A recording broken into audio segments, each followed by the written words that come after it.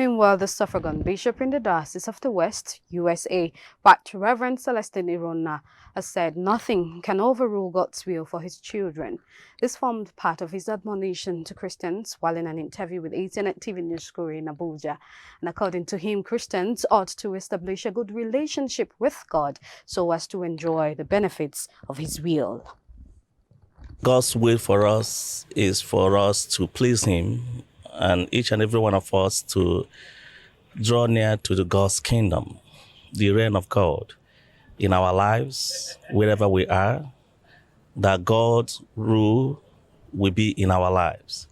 And so this is something that we have to understand, that God rules all over the world, all over the universe, whether in Nigeria or other countries, or whether we are going through difficult times or challenges of life, the Lord rules. Nothing can overrule the will of God in our lives.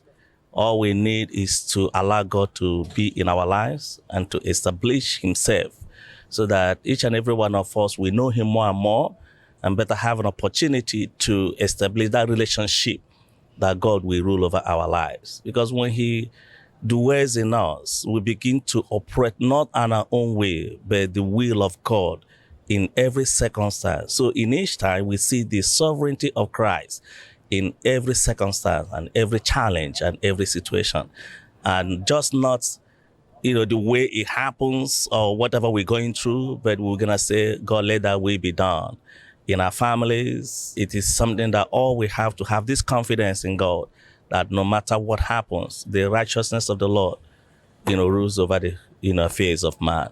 And I'm glad that this team, at this time, in this situation of Nigeria, the will of God must surely be done.